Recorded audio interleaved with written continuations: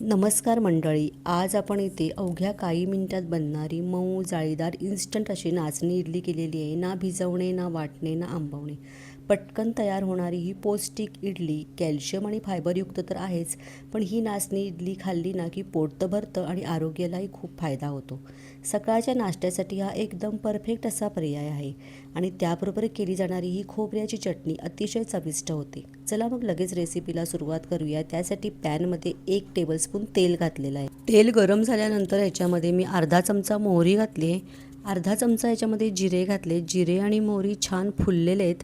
त्यानंतर 1 चमचा याच्यामध्ये मी हरभऱ्याची डाळ घातली, 1 चमचा उडदाची डाळ घातली आणि कढीपत्त्याची काही पानं घातलेत आणि सगळं फोडणीमध्ये छान परतून घ्यायचे. हरभऱ्याची डाळ आणि उडदाची डाळ थोडीशी हलकीशी सोनेरी करून घेतली. त्यानंतर याच्यामध्ये पाव चमचा मी हिंग घातलेला आहे आणि इथे कॉर्नचे दाणे घातलेत आणि तेही या फोडणीत मिक्स करून घेतले. त्याचबरोबर किसलेला इथे गाजर घातलेला आहे. ह्याच्यामध्ये आपण कोणत्याही भाज्या घालू शकतो. या प्रकारे किसलेला गाजर घालून तोही एखाद मिनिट परतून घेतला. त्यामध्येच 1 कप मी इथे बारीक रवा घेतलेला आहे. रवा आपल्याला 1-2 मिनटं भाजून घ्यायचा आहे. गॅसची फ्लेम मिडियम ठेवायची. मिडियम गॅसवरती आपल्याला सतत हलवत हा रवा भाजून घ्यायचा आहे. 1-2 मिनटं मी हा रवा छान भाजून घेतलेला आहे. यामध्येच आता मी 1 कप इथे नाचणीचं पीठ घातलेलं आहे. नाचणीचं पीठ आपल्याला इथे भाजून घ्यायचं नाही आहे, फक्त या रव्यामध्ये पूर्णपणे मिक्स करून घ्यायचं आहे. आता इथे या स्टेजला मी गॅस बंद केलेला आहे. नाचणीचं पीठ रव्यामध्ये व्यवस्थित मिक्स करून घेतलेलं आहे. यामध्ये आता कोथिंबीर घालायची आणि पुन्हा हे मिक्स करून घेतलेलं आहे. आता हे सगळं पीठ की नाही पूर्णपणे थंड करून घ्यायचं आहे आपलं आणि त्यानंतर एका बाउलमध्ये काढून घेतलं.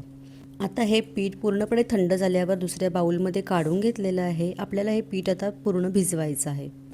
यामध्येच आता 1 कप मी घट्टसर असं दही घातलेलं आहे आणि त्याचबरोबर इथे अर्धा वाटी होईल एवढं पाणी घातलेलं आहे. मी हे जे प्रमाण सांगितलं आहे ना, 1 कप रवा, 1 कप नाचणीचं पीठ आणि 1 कप दही, हे समप्रमाणात तिन्ही पण घ्यायचं आणि हे भजीसारखं पीठ होईल एवढं परफेक्ट हे पीठ होण्यासाठी आपण इथे पाणी घालायचं आहे आणि त्याप्रमाणे हे मिक्स करून घ्यायचं आहे.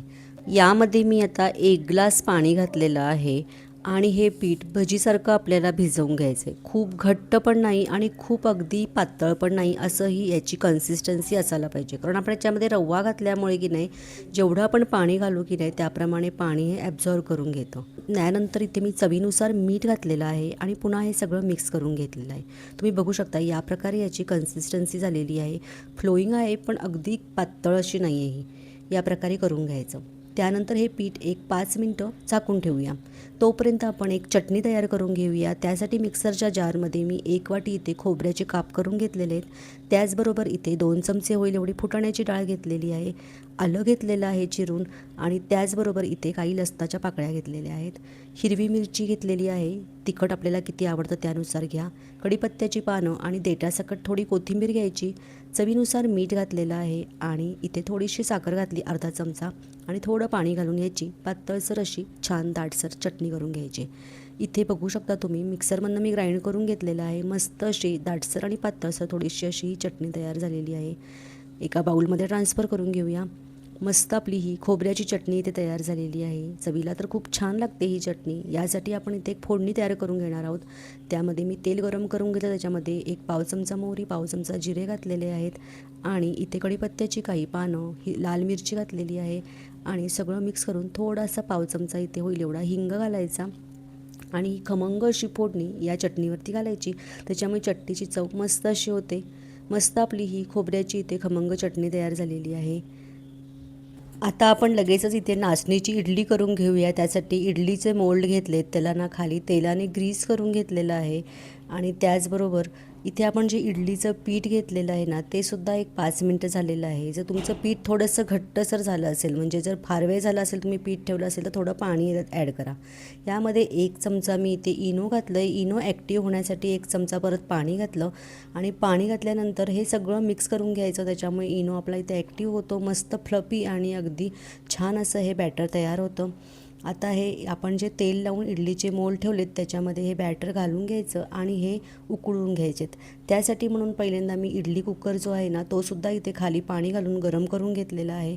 अगोदर हे बॅटर घालायच्या अगोदर इडलीचा कुकर जो आहे ना, तो गरम करून घ्यायचा आणि त्यामध्ये हे सगळ्या इडलीचे मोल ठेवायचे या प्रकारे आणि हाय गॅसवरती पहिल्यांदा एक 5 ते 7 मिनटं उकडून घ्यायचे आणि त्यानंतर गॅसची फ्लेम स्लो ठेवायची आणि एक 2-3 मिनटं पुन्हा उकडून घ्यायची. या प्रकारे इथे मी एक 10 मिनटं झाली इडली छान अशी उकडून घेतली. सुरीने चेक करूया. हे बघा, अजिबात सुरीला चिकट लागत नाही, त्याच्यामुळे इडली छान इथे उकडून झालेली आहे. आता काढून घेऊया. या प्रकारे पूर्णपणे थंड झाल्यानंतर ह्या इडल्या आपण काढून घ्यायच्यात. अगदी मस्त अशा या इडल्या तयार होतात. तुम्ही बघू शकता किती जाळी छान पडलेली आहे आणि सगळ्या छान अशा टम्म फुगलेल्या आहेत.